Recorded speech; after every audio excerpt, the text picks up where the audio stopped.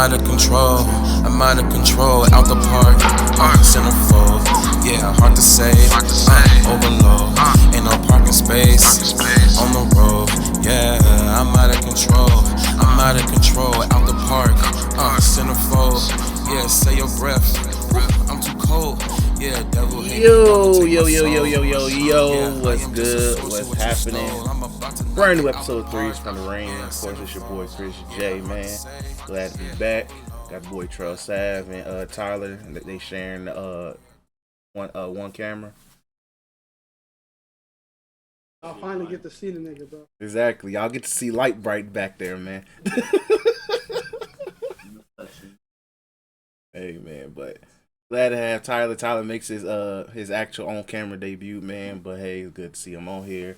But we got a lot to talk about on this episode, so let me quickly run through the business side of things. YouTweakingmedia.net for merch. Go directly through YouTweakingmedia.net. Cop all the merch. We give you guys free shipping. UTM ships and $10 off. UTM Vibes 10. UTM Vibes 10. So make sure you copy some merch. It'd greatly appreciate it. It's spring, so copy a hoodie, copy a long sleeve. We got t-shirts and all of that as well. So make sure you copy some merch. It's greatly appreciated. And just make sure you follow us on Twitter at Threes from the Ring as well. And whatever platform you listen to us on, make sure you share, subscribe, like, comment, all of the above. So we're gonna do basketball first. Been a while since we started the show with some hoops, so we're gonna do that first. We're gonna let Trail take over because Lakers social media had a very dramatic past couple of days. Catfishing on podcasts. KD's involved. Marquise Morris is involved. It's just an overall nasty situation. Yeah, Ice Cube Jr. is involved. Ice Cube Jr. O'Shea Jackson Jr. is involved. Heavily, bro. That shit was hilarious. So let me start off by. So it all started with shout out to the Elite group. That's a couple niggas on Twitter who is I think right now when it comes to basketball media, they probably not the biggest name, but eventually throughout the years, I'm pretty sure they get, they already got that ethics shit with KD, and they already got their Twitter page when they do all like the sports clips that's popping. They already got some good like NBA personalities and stuff like that on Twitter that I know of. No, I'm not the biggest Twitter nigga, but I'm getting there. So shout out to them. But they was in a what's the thing called that killed Clubhouse that Twitter got now? Oh, damn! What I forgot what it's called. Description thing? No. It's when you the voice thing. It's like you can have a little. Like Clubhouse, you can talk about shit with each other. Twitter added it and destroyed Clubhouse like within a couple of weeks. Hold on, let me look it up because Twitter's version of the hell did it? Spaces. There we go. Yeah, I had to start. So they had a Spaces. They had a Spaces thing, and usually I try to get in. I was asleep when KD was first in there. Usually, I will tell y'all this right now. Yeah, KD is an elite troll on Twitter. You can love it, hate it. But in terms of him speaking basketball, there's few people that, especially that comes out the game and that still currently plays, who can speak basketball truthfully and as honestly as he do. He's speaking extremely honestly, and he also speaking in a way that somebody casually or who know, because I like to think that casual fans, because I think there's like dumb NBA fans, casuals, NBA fans, niggas that know basketball. So I would put myself in that casual range than like a legit NBA fan. And the reason I say that is because NBA fans, my niggas, I got my team. I wear Lakers this. I break down Lakers games every night. Even nobody listens to me, I'm breaking down them games or what these teams can do better. They're not necessarily trashing teammates, but they almost would get season tickets. And they're not like rich, but they get season tickets because they love their team. Shit like that. That's like a real NBA fan. And then you got people who know ball. I say people who know ball is the people who actually played that shit. That's people who know ball, who can watch a game and know the plays that's getting set. That's niggas who know ball. I describe them as the elite NBA fan because most of them niggas actually know what the fuck they talking about. If you were to come and tell them, oh yeah, what's the Washington kid name from I hate the fact that I just say fucking kid, but he is younger than me. From Charlotte. Not Washington. Not Washington. What's the he cold since he definitely been going Miles crazy. Bridges? Huh? Miles Bridges? Yeah. Yeah. Is he we either the same age or he's younger than me. Miles Bridges from Charlotte. He played Charlotte. Yeah. Yeah, he Niggas will look at him from a box score standpoint and be like, oh, he ain't all that. But when you watch Miles Bridges' game, any real hooper or basketball player will tell you that nigga the truth. You know what I'm saying? So shit like that, right? So when KD speaks, I listen to it as a casual NBA fan who know. I say a casual NBA fan, parentheses, I somewhat know what I'm talking about. So he talks and I'll be like, damn, bro, you right. I remember when he was on, and I'll be done talking to KD after this, because this is the only role KD played through this shit.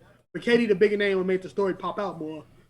When KD was on CJ McCollum podcast, without blatantly disrespecting CJ McCollum as a man, basically told him, enjoy mediocrity.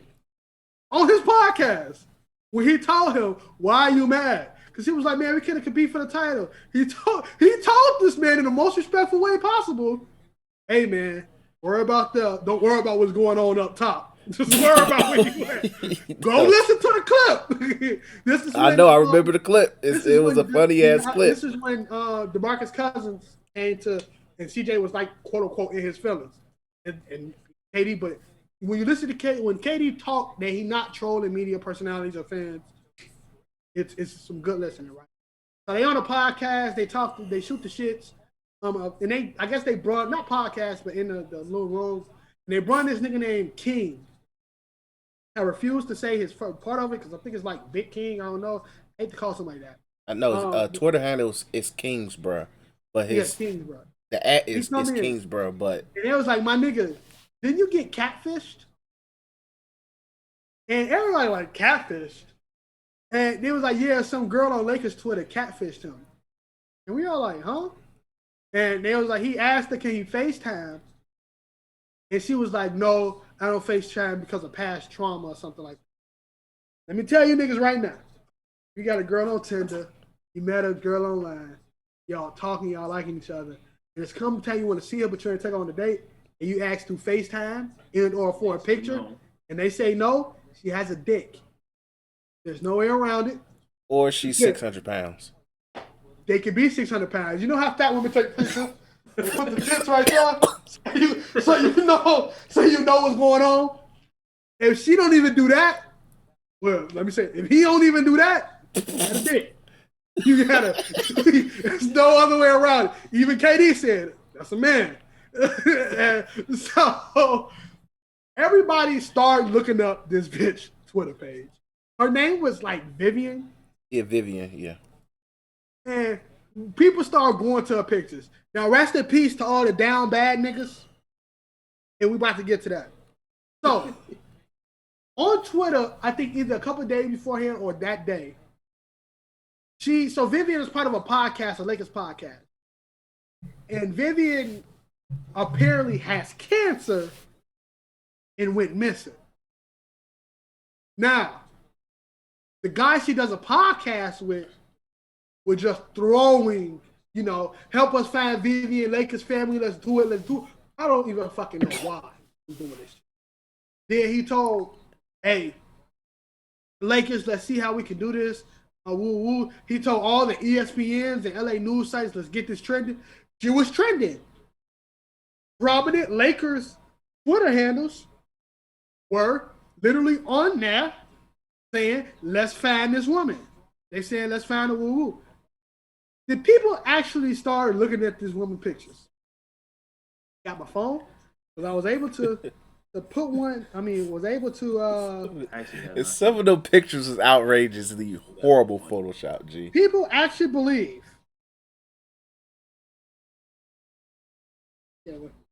that this is a real woman. Now, I know with the glare, you can't understand it. But if you look closely, you can see about how small her arm is, and how fucking freakishly large her face is, that this is not a real woman. Also, this right here, her name is Vivien, right? She put that right there to so we know that it's high school. But if you look down at the ball, it says fucking Olivia. And then again, the freakishly large Photoshop face. Now, there's another picture in which she was like holding a fucking dog and it was Photoshop. No. Exactly. And Tyler's blind. So the fact that he can see it is wild. He's not lying either. So she was holding a dog and the dog fucking face was stuck. And then everybody looked closer. She fucking photoshopped the dog. So me, I was laughing. So my was like, oh yeah, this bitch fake. So they started going to the dude on the podcast that she with. They was like, hey bro, check it out. You know this chick that you're talking about, all her pictures Photoshop, woo this and woo that. And she went on Twitter, no, this is not, you had your choice. I'm gonna tell my story and stuff like that. And all her super simp fans, I don't get how niggas can simp for somebody on the internet like this. But like, just please put a 10-minute video so you can say it's true. Like, we know you are you. We still believe in you. I'm glad you got home safe. Stuff like that. So they went to the nigga's Twitter. And the nigga haven't been posting at all since that podcast came out, right? Posted at all. So he ain't posting back and stuff like that. Go to his picture. He photoshopped with a dog too, which is fucking hilarious. How the fuck you photoshopping yourself with a dog? And that picture's fucking hilarious. All them pictures. So be prepared to see this shit on Facebook like in 4 months. But that's when late as hell. when they went to the podcast, and I wish we could play the voice clip. One day, technology-wise, we're gonna be able to get that right there for you. But for right now, me or Chris did not give a fuck to save that shit. You can hear in the podcast of this guy cutting and adding a voice to how they speak. There's no syncing.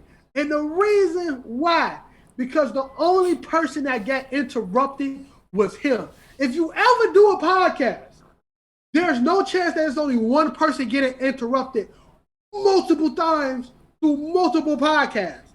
He was the only person getting interrupted. There was never a time when he would try to talk and she will stop. Because with delays and things like that, there's been times when Chris was delayed on the podcast and I'll try to say something, he'll still be talking, and we'll both stop to try to see. No, there was none of that. It was only him. And then the real niggas came out. They actually got the voice recording of the podcast and pitched her voice lower, and the voice was identical, and it just sounded like an accent. This man, Buddy said Australian accent at that. What'd you say? It was something I read. It said it was Australian accent. Gee, I cried. She was like African. She was like African or some shit like that. But this man created a whole persona of a person, and there's a picture. It's fucking funny of her face photoshopped on a basketball, and she going like this, posing to the camera. Niggas looked up lady with a basketball jersey in blue, or they cross-referenced the picture and found some fucking Asian chick doing the exact same pose and passing the ball in action. Niggas like, why the fuck would y'all believe a person who actually playing basketball and pose for the picture like this? That shit cap. So, and this is where shit started getting really fucking stupid. So the guy who did this went on Twitter and he was like, Vivien, we need to talk. You've been lying to me this whole entire time. Are you real or are you not? You haven't requested my deals. And we're like, nigga, what? You were just looking for it. You just said you were speaking to a family. How you gonna act like that? So folks haven't spoken in a while. And then people asked for that 10-second video of Vivien. Bro, the video came up and Shorty put her picture with the name Vivien, like she trying to verify her stuff on a porn site. It is spelled Vivien wrong. And it's spelled Vivien wrong. Now, I don't know where the fuck they found that. Or if it's like some deep fake shit, because technology is wild these days. But I don't understand. So right now, her Twitter account is gone. Whoever was the head of it deleted it. The last thing I want to say. So if you go deep enough in the comment section, you can see one of his homies defending him. Like, I've been friends with Mark this whole entire time. I think that was his name. You know, he'll never do something this strange. He was getting bamboozled too. He don't know what's going on. They got the picture of that nigga. They put the picture. And they did that female face swap thing. I'm going to keep it buck. It looked just like the Vivien Photoshop. So just to confirm, there is no Vivien, right? No, there's no Vivien. There's just a nigga just fucking with people. Yes. It is a sick Negro. As that bro, like I'm not these normal scam likelies, bro. I'm scammed for sure. Man, tried to scam niggas, G. He tried to scam niggas. Did he get money off of anybody during I don't fucking know. I doubt it. He did but a this podcast. The thing. He was sponsored by fucking Anchor. But and this is the thing with also he had to been close to Lakers media because the Lakers official Twitter account messaged him. No. That was Photoshop. And folks did his fucking homework, which is crazy. Ooh. He looked up like names of fucking Lakers, like, but he didn't just go like Jeannie Buss or the Buss family. He went deep into like Lakers employees and found like fucking employees that deal with social media and outreach and fans and shit like that and had that shit all Photoshop. Now, the reason O'Shea Jackson in here, I haven't even say fucking Ice Cube's son's name. The reason he's in it is because he was the main person. Like, we gonna find you, Vivien. We got you. Woo this and woo that. And you can just scroll down his Twitter when this shit was going down, and you can see just by tweets of how he like, bro, what the fuck did I get myself into? You can see, is this a real person? Please tell me you're real. What's going on? Man, I ain't Twitter. It's just Twitter. People say who they are, but they really not. And it just go down. You're like, never trust anybody. I was just trying to help. We Lakers family. My man's is on straight weird shit. Somebody was like, boy, you was trying to get some ass and it didn't work out. But I would probably find diehards like that, G. Like imagine somebody like Snoop got involved in it, because you know Snoop will go online and like cursing everybody out. Well, Snoop probably. This is the thing, right? The L is so great. It's because if you looked at the fucking picture, you will realize this shit. It's one of her photoshopped herself in the Staples Center. That big ass head. Oh yeah, G. Small ass body. Just the thing. You Photoshop a person. You Photoshop a face and a head with that whack ass wig on a person, and then you put it at Staples Center. 3-way Photoshop. I will never be able to understand this shit at all. But I digress. When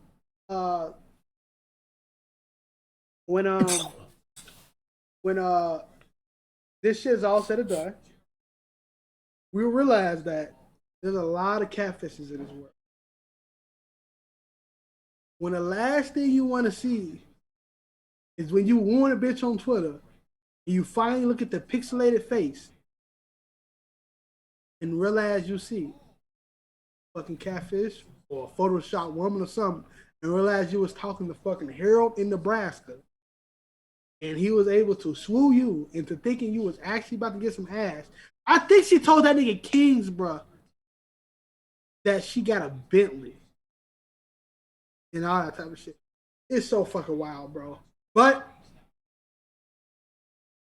Twitter never ceases to amaze me. I was glad I was up all night during that time. I don't think I went to sleep I think I didn't go to sleep till like 3. It was probably the best thing I was reading during that time. Everybody was trying to tweet the Lakers game and shit like that. No matter what basketball was going on, it was strictly on It this did package. not matter. But that's it for that. The moral of the story. Figure out what the fuck you talking to. Me personally, moral of the story is if y'all wooing each other, she can't FaceTime you or she ain't offering for no date, it's a catfish. Pretty much. What's up? You want to be on it? No. We talking about the social injustice of Chicago and how the police system should be reafframed and broken down from the ground up.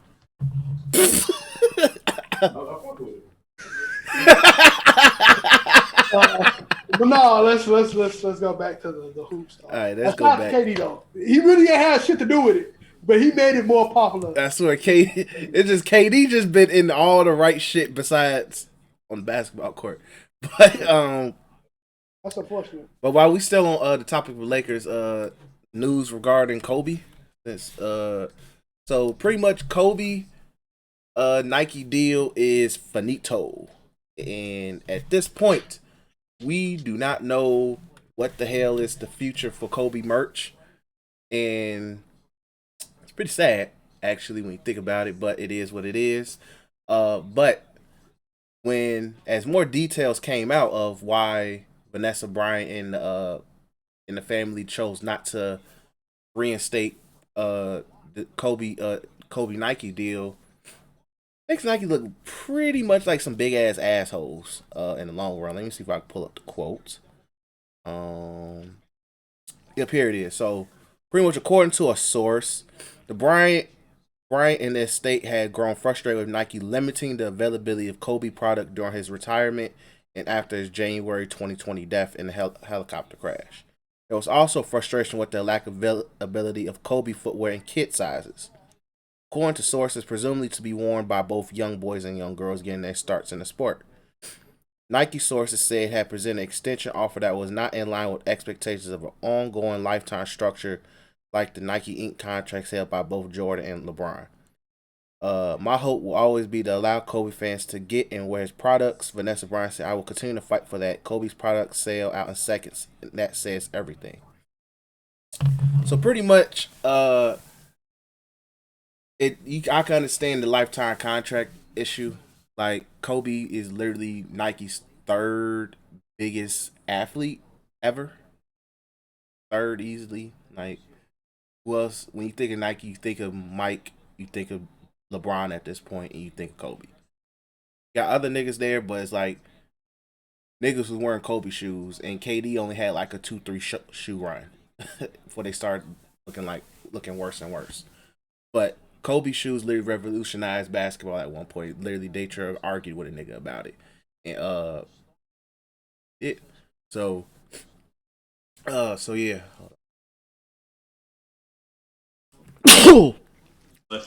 Had to get that out. Yeah, had to get that out. But yeah, so I totally understand Vanessa Bryant's frustration in terms of like why they didn't offer a lifetime deal. Niggas arguing, well, he's dead. What difference does it make? But still, Kobe's gonna go down as a lifetime face of NBA. Regardless, he's somebody gonna think about basketball. When you think about basketball, you think of Kobe. It's just like that. So, but also the biggest thing is that Vanessa said that really stood out the most is the availability thing. I think it was mentioned twice in the little statement I read. If the shit ain't available, clearly in her mind she wants it for the fans to get. She don't give a fuck about these resellers. Don't give a fuck about these grown ass Laker fans and all that. She wants it available for the youth. She wants it available for all the fans worldwide. And can't get that if literally as soon as the Kobe Bruce Lee's drop, they literally already on StockX for like $300. More than that. $400. Tyler, if you can real quick, just check the prices. Or the prompt or the Grinches. All of that shit they sell out immediately. Oh, yeah. Put them on sneakers. Every single one that I've looked at recently, because I told you the day that got announced, I got like 5 notifications in a row from GOAT. It was saying the Grinches like that one like 1175 and shit like that. Like so they're touching $1,000 now. See, it just shows they've been touching how fucked like up at least all the good ones. And I'm pretty sure like so, now that this has happened, even the the lesser ones, what might be considered the ugly ones is probably going for ridiculous prices. So yeah, I'll so on now. the primary thing is I feel like Vanessa Bryant wants is the stuff for the stock to be openly available and not limited, which I totally understand. The man isn't here, so it's like it's best to have the product available while like just keep it going. It's not killing you to just keep. But it's a whatchamacallit situation, right? The reason Nike, Adidas, and all these things do these limited releases with these popular shoes now is because that creates, I want this shoe, I want it now. Yeah. And it's instant money from fucking resellers. Now, is resellers in a way going to make more money than you probably? Kind of know. But, guaranteed, if we say only 1,000 of these going to be released, these Grinch's Kobe on Christmas, 1,000 of them going to get bought that day. Yep. Guaranteed money. If you say we're making 40,000 of these, probably 10,000 get bought that day. And a couple other the other day. And then eventually it will sell out. Yeah. So it's in a Nike sense, is you understand why they do it. It's fucking scummy. Yeah. Because if his wife says, I want his shoes to be ready for everybody, no matter what it means financially, because Kobe at this point, that's legacy. Nigga, Mike's shoes, the OG, like, unless you a shoe head, anybody just take some regular. It's fucking stupid that breads cost this much. But back in the day, like even when I was like in grammar school and stuff like that, getting some Jordan 1s wasn't fucking tough. And it's not like it was like limited. Jordan 1s just became popular the last couple of years. Yeah, like it wasn't crazy. Like they still did them Jordan colorways and shit like that, and people got shot over them. But and I put that with big ass quotations because you know how that meaning is with Jordan shoes. But motherfuckers never really, was thirsting that hard. It was fans wanting to make sure they get a pair. Now it's more of a business for these white kids in their suburban homes. I don't knock the game. The game is the game. But it is, sad that she wants it away. But I think they do have a lot of Mamba trademarks. As I think I just saw that's what I was about to wrap it up with. They will probably have their own thing going, which will be good. I just hope it don't look like Big Brother. That they were he was talking about before, he passed and everything. Yeah. Because I think he knew that he might not be staying with Nike. He was saying something about starting his own brand outside, starting that Mamba brand outside of Nike. That's what he got on the trademark. So it was a possibility he wasn't gonna stay with Nike anyway. Yeah. Exactly, unless they were gonna throw him an infinite bag, which is like, look, if you're not even gonna offer me a lifetime, why the fuck am I staying here? So it's like, right. Because if he wasn't getting that while he was alive, then it's just unfortunate, that it's going down like that. But like Trell said, the game is a game. Not gonna change for no single person. Exactly. Unfortunately, not even for his widowed wife.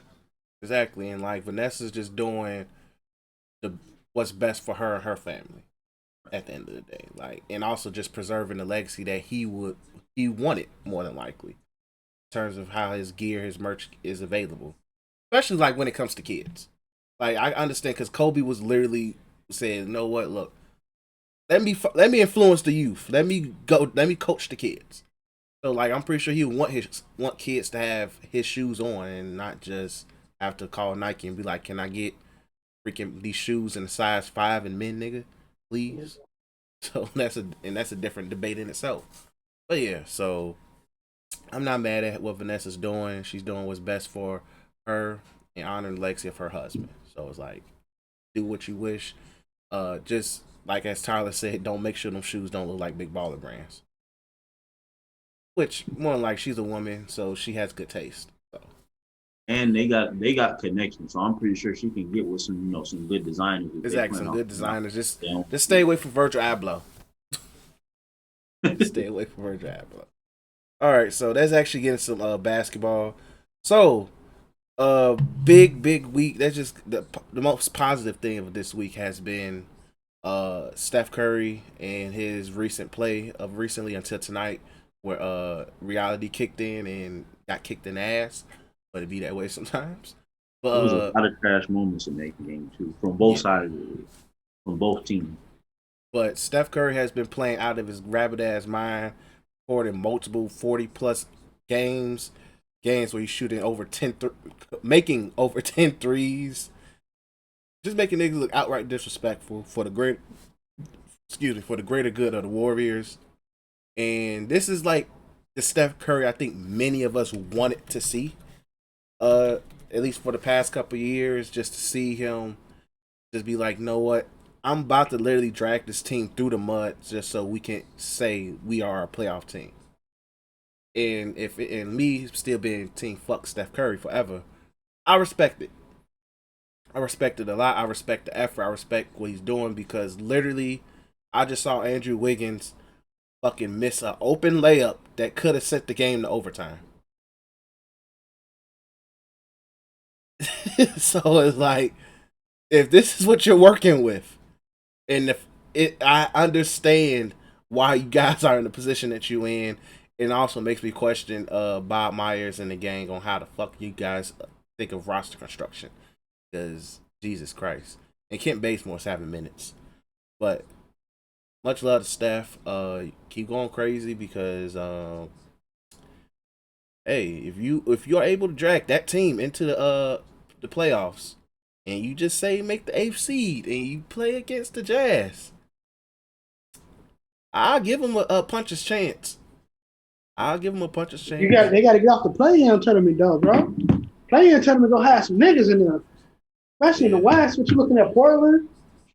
You looking at fucking who else? Look, if we get Portland versus the Warriors for a play-in game, G, that's gonna be lit. I mean, not Portland, Pelicans. More and man, I should have put the Pelicans to this because I need to talk about them niggas. Unless Draymond go back to all form, Zion averaging 30. He already is averaging 30. He already averaging 30, nigga. That's guaranteed. If Cat would have been in the game, in the season earlier, the Timberwolves would have been right there too. Cause that nigga Anthony, bro, Anthony Edwards is hooping. That nigga cold. He cold. So that play-in tournament gonna be savage, and then all that just to meet the Jazz. Maybe let's if the Jazz keep the record with Donovan Mitchell sitting out for a little bit. They good, bro. They're not. I think unless the Phoenix Suns is close, but I don't see them losing. They play really well even without him, so it's a chance they keep it, but it's a chance they lose it too. Even if somehow the Warriors next month just go on a crazy winning streak and they end up like fucking 7, you got to see. Well, I think they're still in the play. You still in the playing game. Oh yeah, they still in the playing game. Yep. Fuck for them. But I hope you see the Spurs or some shit. Spurs is in playing situation. So pretty much as of right now, if the playoffs were to start today, the playing game would be Dallas, Grizzlies, Spurs, and Warriors. They can beat the Spurs. Definitely. I think they can beat the Spurs. You don't know they can beat Dallas. Definitely can beat the Grizzlies. Yeah. They can beat Dallas is the only one because I think Luka has a good chance of setting that nigga off. Like just literally. That's if Porzingis can actually play like a number 2, things like that. But I do believe that I actually think Steph Curry can beat all those teams by himself. Yeah, it's proven. Especially the Grizzlies. We're wiping the floor with them. Hold on, Jaren Jackson just came back. That man, the most injury-prone guy ever. Well, Marvin Bagley. He's up there with Marvin Bagley. Is it bad that I kind of forgot about Marvin Bagley? No, because everybody did. Chris just forgot about him. I just reminded him about him. Everybody forget about Marvin Bagley. I forgot Jaren Jackson too. Literally, didn't they pick that nigga over Luka? Yeah, a lot of people got picked over. A lot of teams fucked up with that. Yeah, a lot of teams. You hate to see it. But no. So I see. I want to say this though. That run is legendary. Well, the run he going on right now, it's not MVP worthy. Because nigga about to be in a play-in tournament, and people like Jokic and Joel Embiid are doing shit effortlessly while in winning situations. Had a crazy game the other day. And Jokic did just have a crazy game. And I do believe this MVP is probably Jokic to win at this point.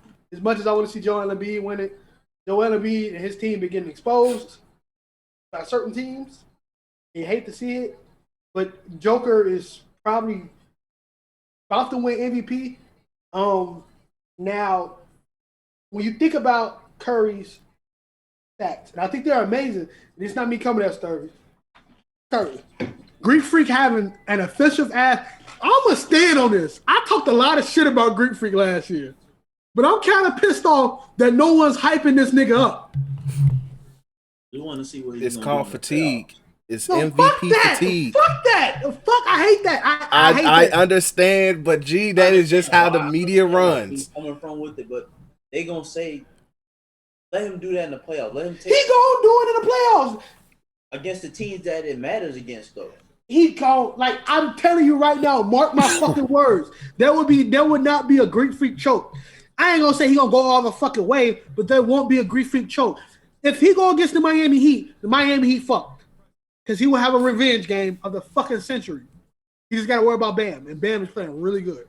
But he goes against the fucking Brooklyn Nets. Might lose. But I want y'all to go check Pascal Siakam stats. Go fucking check him. Oh, yeah, that man's hooping right now. It was hooping. Hold on. I'm about to pull it up right now. Because, G, I know Pascal was giving DeAndre Jordan the drugs. Hold on. Yep, 114 and 103, the Raptors. Like, I'm not really Pascal had 27, 9, 6, and 2 steals. I don't know just. He had 27 what? 27, 9 rebounds, 6 assists, 2 steals. Looking like Fucking LeBron James out there. Fucking out there looking like a my career game you see him in the third quarter. Like he went out there and he put in work. Now, so Greek Freak gonna go, but I mean to say this. Steph Curry, definitely, most definitely. If there was a chance for you to have a top 5, top 6 MVP, Steph Curry's name would be right there. Yeah. But Jokic having a better year, just lost his second best player on the team, and still being able to keep that team with wins. Joel Embiid has had a dominant year, averaging 30 as well, and doing it on both sides of the court. Before James Harden got fucking injured, he looked like the best player in the goddamn league on that Brooklyn Nets team without anybody. On the Brooklyn Nets team that is stripped because of getting him, he was able to elevate Joe Harris. He was able to elevate, what's his name, Green? Jeff Green. Bruce Brown.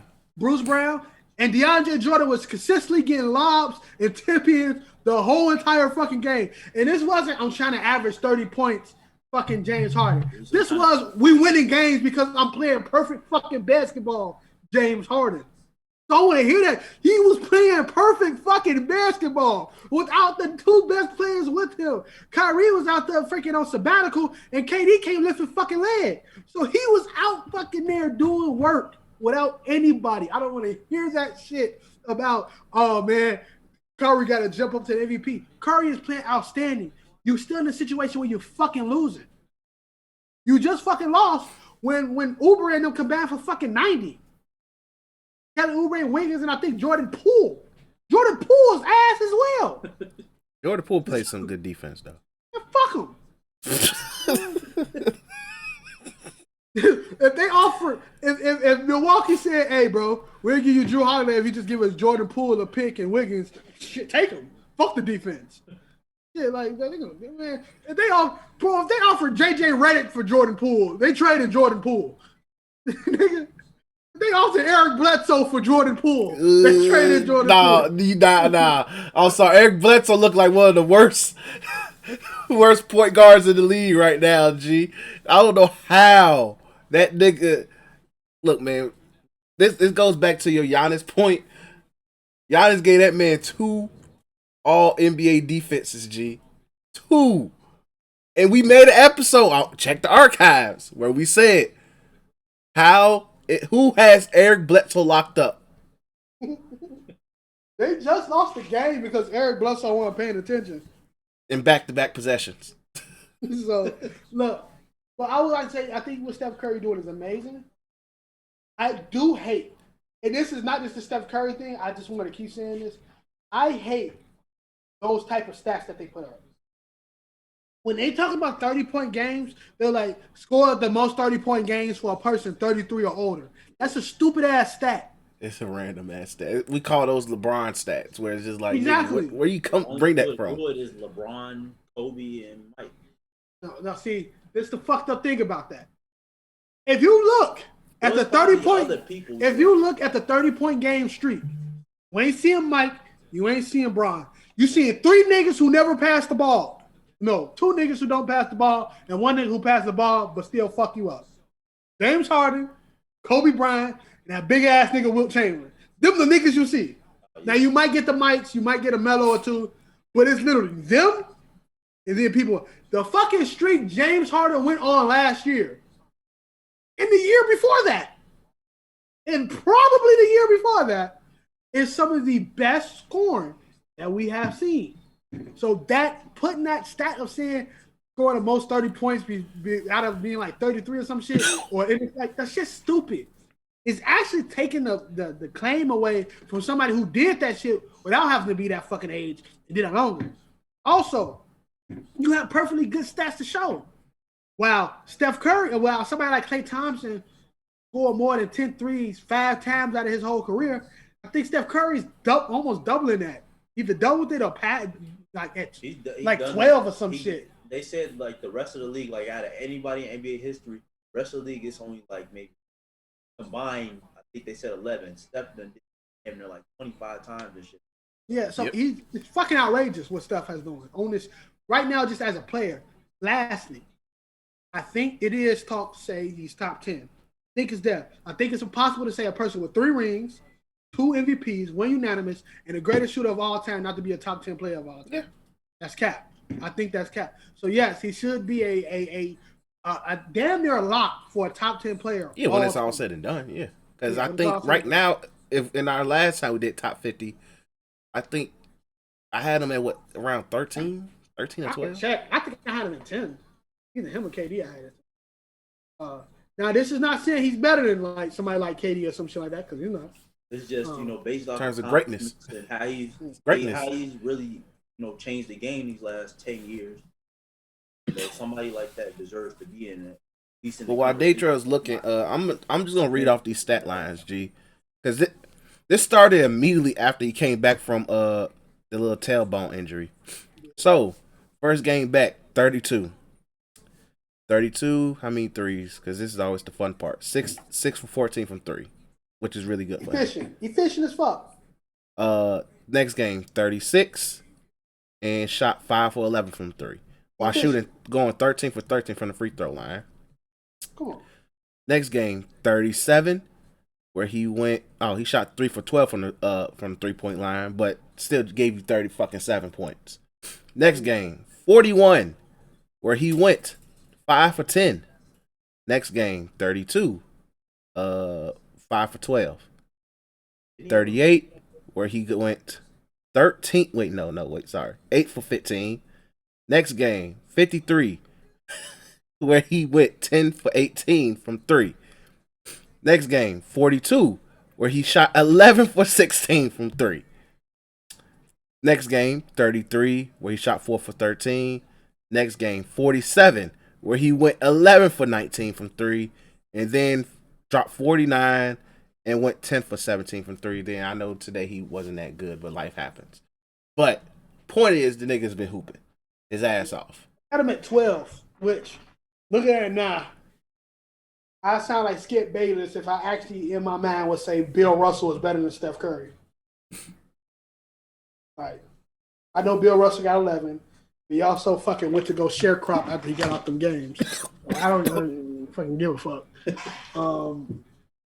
But yeah, shout out to Steph. I don't think those stats do him any, like, the random ass stats do that shit any justice or any harm either. It's just, for me, that shit just ass. But yeah, I think he's amazing. Anybody who go in a play-in tournament and have to face Steph, I pray for them.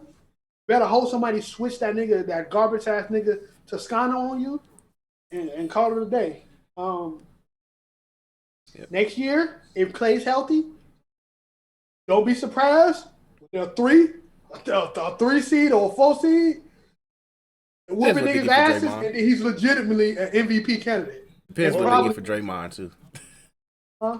Depends what they get for Draymond too. Well, that because we talked about it outside the podcast. They have to try to figure out how they're gonna retool this supporting cast around them. I ain't just talking I about, don't trust going them no out trying to more. get somebody, another big name. Find guys that are actually good at basketball. Because a lot of these guys they have right now, fucking, they don't know what they're doing. They in such a good situation because this is the cool thing about that, right? Mhm. Steph Curry has made Andrew Wiggins look really fucking good. And this is also being like, hey, Andrew Wiggins stepped up. Really fucking good. You don't keep Andrew Wiggins next year. His contract went down a little more. You ship him to somewhere like fucking Portland. You ship him to somewhere like fucking Atlanta. And you get niggas like a Bogdanovich brother. You get niggas like, yeah, you get like a Ben McLemore. Fuck. You already got shit. Go back and call Harrison Barnes. I don't give a fuck. Like, see what Buddy Hield's worth. Like, they don't give a fuck about that nigga. Shit. It's so many opportunities for you to have really good supporting cast around. There's a lot of motherfuckers who probably won't resign. Shit, let me keep it real with you. You flip Draymond, there's a good chance. You flip Draymond for some role players and shit like that, some picks. There's a good chance that Al Horford won't be on that Oklahoma City Thunder team that long. Old ass Al Horford can replace this semi-garbage Draymond a tad bit. I still think Draymond is extremely useful for that team.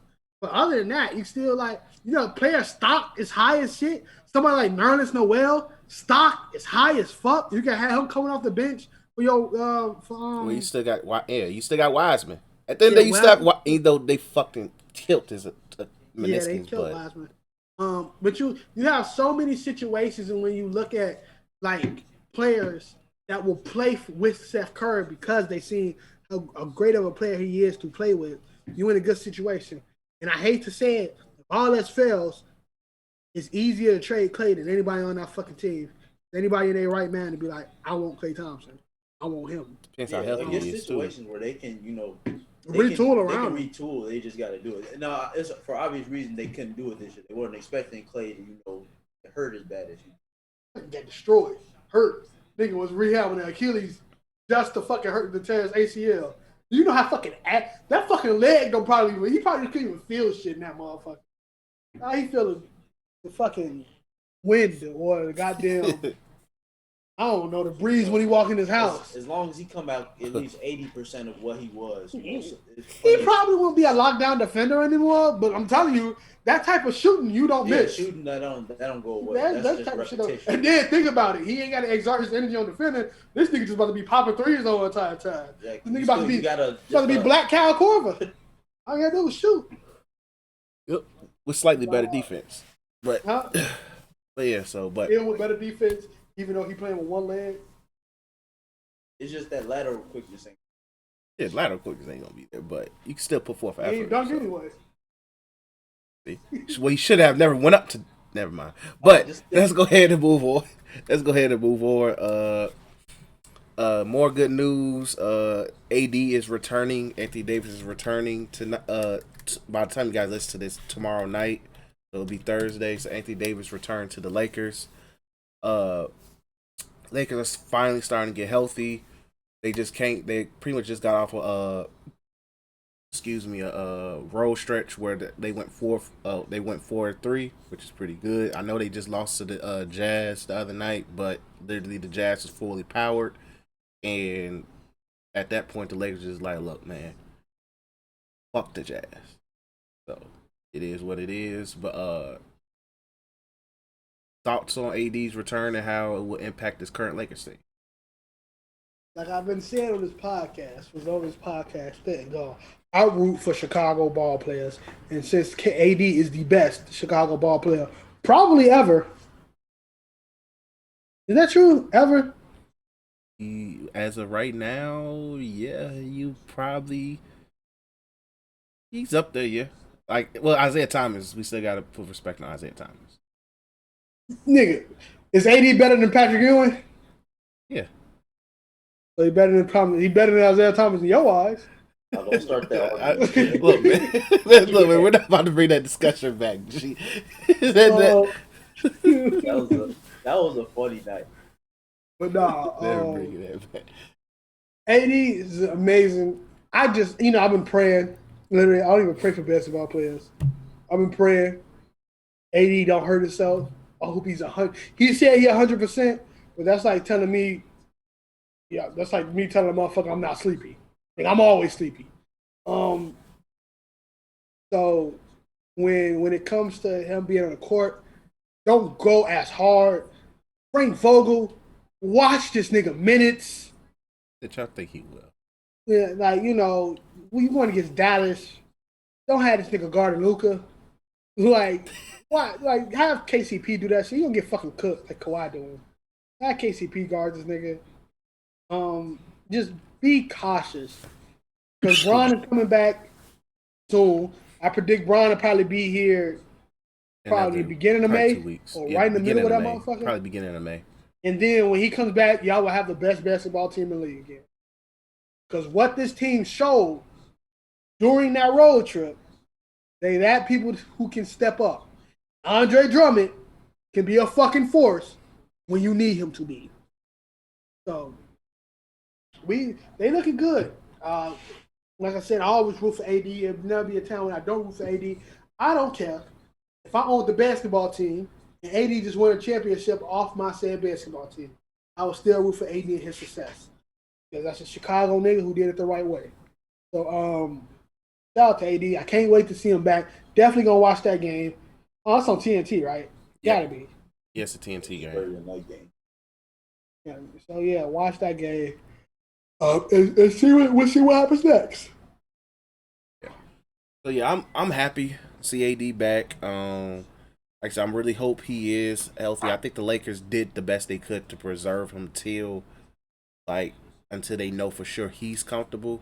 So if he's comfortable to play, then hey, but I'm pretty sure they had to double down because he also said he was comfortable to play, and then he freaking stepped on Jokic's foot. So hopefully he is fully healthy. But I think it's huge. Like even when I was watching this team struggle, well, I don't say even struggle, but struggle to at least come through certain games or even make teams work. I would sit and say like defensively, they were still a solid team. It was just they needed points. And there was some nights where Kuzma, Schroeder just wasn't feeling it. KCP wasn't having one of his magical KCP type nights. And Tyler Horton Tucker just wasn't feeling it. Montrez probably wasn't feeling it either. Yeah, Montrez wasn't feeling it either. Like, because at the end of the day, those are all role players whose job is to give me 10 to 15, maybe 15 to 20, depending on the player. And you telling them to be number one options, number two options and shit. And they still produced. Like, and plus shout out to a lot of niggas who did FanDuel because they were relying on them niggas too. Like KCP won some niggas $10,000. I was mad.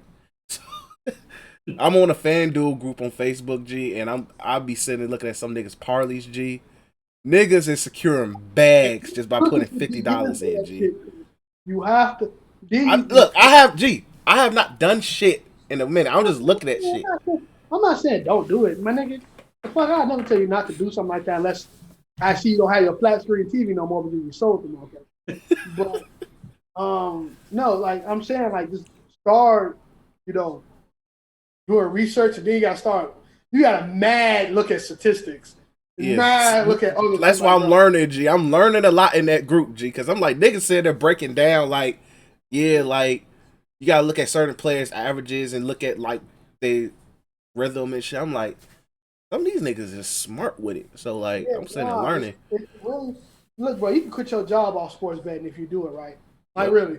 You could quit your job. If you're smart like that, you can understand the game of chance and willing to take risks. It's just like doing the stock market. You could do it. Me, I'm not saying I'm not smart. I'll probably be really successful in something that's betting. But I also can't hold my money in fucking Dokken battles, so I choose not to. Exactly. You gotta pick your battles where you want to get. That's just wrestling. Let me bet on wrestling and win some money off some dumb niggas. Hey man, when it happens, G. When it happens, G, it's over with. But anyway, back to AD. So I feel like for one, a lot of those guys like the Dennis Schroeders, KCPs, Kuzma specifically, they're all at probably a lot of them feeling at a lot of confidence in terms of like okay, we know we can do this without them. We did our job. We stayed out of the play-in tournament range. We got one of our guys back. Our defensive anchor is back. One of our better offensive players is back. So now the scoring rotation goes back to normal. Dennis Schroeder, Kuzma is not no longer number one options. AD's pretty much back to scoring number one scoring option. You know what gives me fucking goosebumps thinking about that? Think about AD coming back. You think about them going good. But the moment you think, bro, Bron is on the horizon, veering towards playoff time. Alhamdulillah, my brothers. I'm not even Muslim. Like, man. It's scary because, like, I think AD returning now gives him enough time to start getting a rhythm because he was already out of rhythm most of the season early on, but you give him a chance to get into a rhythm. By the time he gets his rhythm, you said what? Yeah, 72 days to actually go to sleep. That too. That. Exactly. So once again, fuck Adam Silver. But then once he's able to find a rhythm, he gets a better rapport with Dennis Schroeder because I'm pretty sure come playoff time that's going to be his partner with the bench unit. Got that going. Then he also starts, and then he gets a rapport with Drummond where literally, one, AD's probably going to play a lot more free safety on defense when he's on the court with Drummond because literally he doesn't have to worry about guarding the big until probably the fourth quarter. I want y'all to look back deep into AD's playing career and go look back at when he was playing with DeMarcus Cousins. Go look at AD's numbers back then. Look at AD's numbers back then. That shit right there, dog. I think it was an MVP talk that year too. Yeah. That shit right there, dog. Hey, bro, look. And they figured it out right before he got to play center. He out there, not even just on the defensive end, on the offensive end, where he can play like a fucking guard. KD was just talking about it. KD said, a player who actually played against this nigga, right? Played against both of the people I'm about to name. KD said, I'd rather have Anthony Davis over Tim Duncan. Because that's basically Tim Duncan on steroids. I didn't say that. That's blasphemy. But Tim Duncan never had an injury where you'd be like, well, we ain't seeing him again. Tim Duncan was a fucking workhorse. That's my nigga. And I hope he don't come in this room and fucking put us in an MMA chokehold because you said that. Imagine a 7 foot tall nigga. I hope he still don't have them dreads, but if he got dreads, I'm gonna laugh. Hey guys, I don't appreciate you talking about me like that when it comes to the podcast. Maybe I didn't have to be like Anthony Davis on the court, but I was able to do what I had to do to make sure the Spurs win. No, Fundamentally. I would never say that he couldn't do that. Look, that nigga got 2 MVP. Wait, is it 2 MVPs or 1? I think he has 2. I could have sworn it was 2, but let me double check because I think he has 2. No. That nigga got MVPs off fucking basic fundamentals basketball, bro. Nigga never dribbled with 2 hands. Nigga never dribbled with one. Yeah, he literally MVPs. kept the ball in 1 hand the whole entire time. Yeah, 2 MVPs. Yeah, 2 MVPs.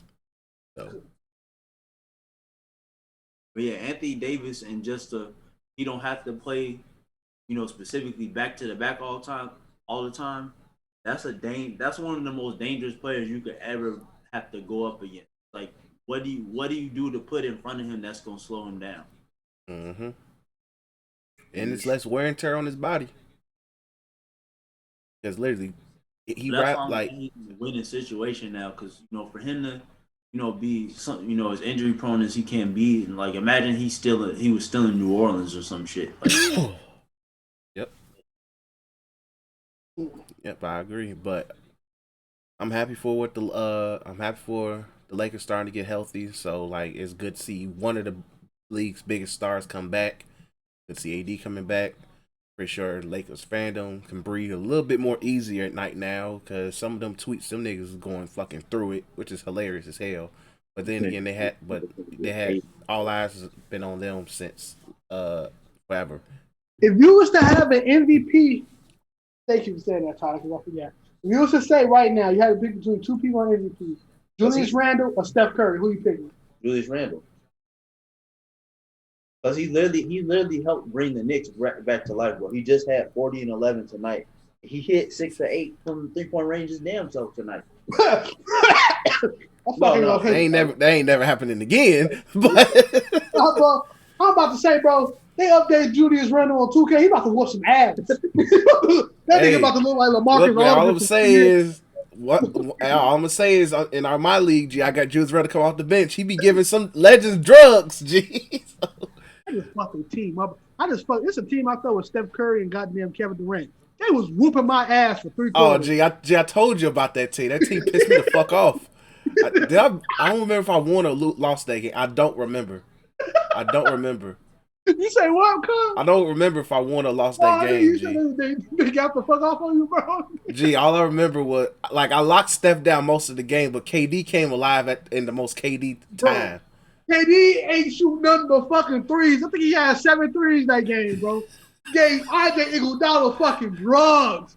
Drugs, my nigga. Look. Bro, they made my man Dwight Howard foul out, dog. Like, he was giving this nigga drugs. Like, G, I don't remember what if I won that game, but I just know it was sweaty. It was sweaty. They above 500. They just that's that 8 straight wins.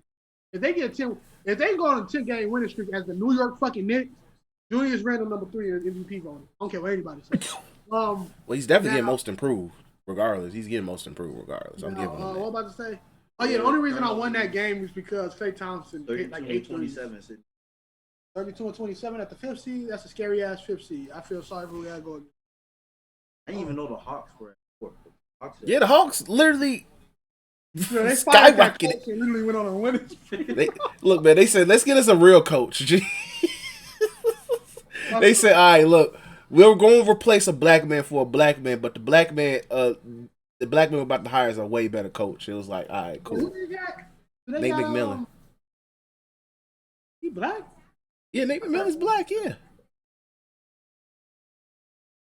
He black as hell. Nate McMillan's black as hell, bro. Not a black man. This sound kind of Irish. I'm sorry for not knowing Nate McMillan was black. I swear to God, I thought he was white. Look, he type of like some Mike Budenholzer vibes, kind of look like him, but skinny. That's how I view Nate McMillan. Okay, but no, what's next? But yeah, so moving on. Pretty much the Nets and their health. So pretty much within over the weekend, it was Wednesday, but over the past, literally since Sunday, I think, KD got a thigh contusion while going against the Heat, which pretty much knocked them out day to day, I believe. And then James Harden has a setback in his hamstring, which I had a feeling was going to happen because that nigga was not going to come back in 10 days for no hamstring strain. That was just not going to happen. So now James Harden's out indefinitely. Now he definitely come back playoff time. Which is the new timetable for him is around by the first round of the playoffs is his timetable for him to return. So wait and see. But once again, the biggest issue with the Nets right now is, can we get our big three on the court together? And me and Tyler was talking about this outside the pod at work, where we was saying James Harden, this is probably like the first major injury James Harden ever had. He's been mostly healthy since for most of his career. I think he probably had maybe one injury that kept him out for a while, but other than that, he's been primarily pretty healthy most of his career. Hamstrings are tough to deal with. KD has been injury prone since he fucked up his toe or foot, whatever the hell it was, back at OKC. Hey, until that last year with the Warriors, that nigga was a tank too. When the first 2 years with the Warriors, that nigga was not getting injured, bro. He was. He always had a random injury. Was that a random injury or was that my toe hurt? Let me sit out when I'm going against No, like he had a ACL sprain the first year, I believe, and niggas was like, oh, he has hope. And then the second year, I think he was primarily pretty healthy most of the time. Most of that run. And then the third year, we know what happened with the third year. So KD's been pretty I'm not gonna say call him injury. It's more like he gets some of the most random injuries that make him miss like 2 weeks to a month. Same thing with Kyrie. And Kyrie is like not even injuries this year. It's he just PTO, nigga. Dennis Schroeder called me the N-word. I'ma sit out. Now, I think it was like I love clowning people as much as the next guy, even though that Dennis Schroeder N-word shit, fuck that. But I think he really went to go like, I think it was somebody's birthday party with his family. Yeah, it was his sister's birthday. No, it was his birthday. No, it was his birthday. It was his birthday. It was his birthday. And I think Ramadan was coming up too. Look, bro, to some people, hoop is like, to other niggas, hooping is a job. And just Kyrie does that really fucking well. And Kyrie literally says, look, man, how much PTO can I get? Look, man, each time you drop 30, it's another game or two. All right, I'm about to accumulate, nigga. He does it. I ain't never, crazy thing is, other than that nigger shit, and then when Watch, talked about Kyrie saying fuck the bubble and all that type of stuff, I ain't never really felt any type of way of disdain for Kyrie. Probably after the Cleveland shit, because he kind of came off saying like a pussy, saying I don't want to be little bro. But I understand that pride, especially when you are like a Kobeite. So you want to be like Kobe, and you want to be the greatest, even though you became Kevin Durant little brother. It's perfectly cool. I'm never going to disrespect somebody as good as Kyrie, who is the best player to play under the fucking basket in the league right now. And on a nightly basis, to just go off of fucking 35 points with the efficiency, and nobody on the court can fucking touch him. Like, you have that is the team right there. And the reason people like, damn, we kind of want to see them all three together in the time when they can move together. Because that's the only team in probably history when everybody was unguardable. Yep.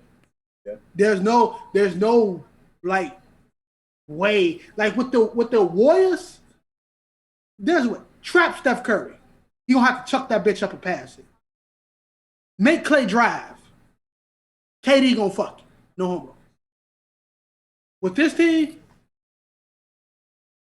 James Harden drive foul. You play off on him, step back. Kyrie drive, he making that bitch. You play off him, he gonna fucking fade away. KD fuck you. So there's no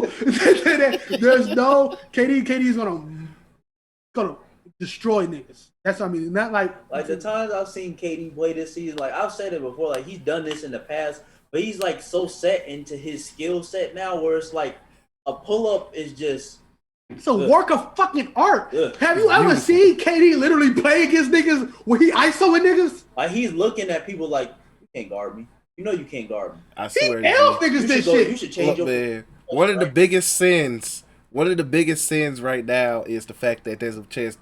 Is the fact that the Bulls is not going to even get a chance to sniff the playoffs.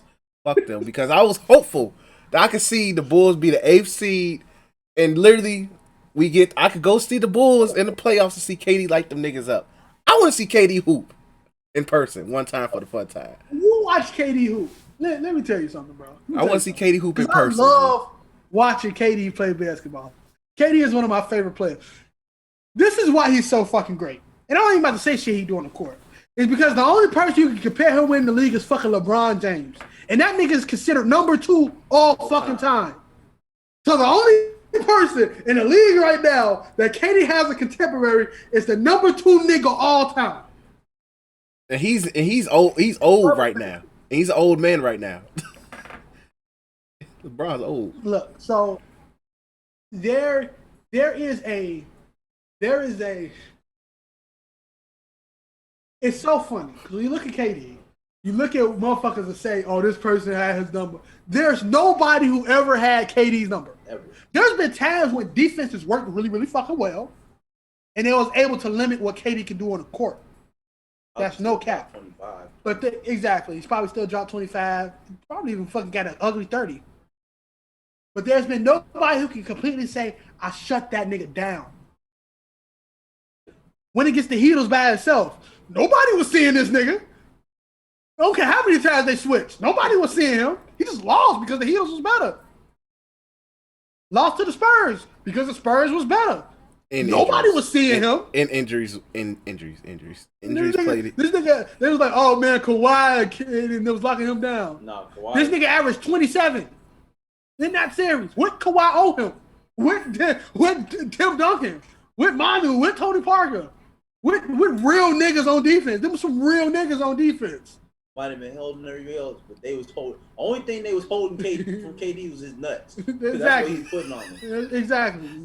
Land of SmackDown. Like, think about it. And I always point back to this. Put the shit on Twitter. Talked about it earlier. This nigga came with a torn Achilles in a finals game when his team is down in the fucking first quarter. Didn't miss a fucking shot.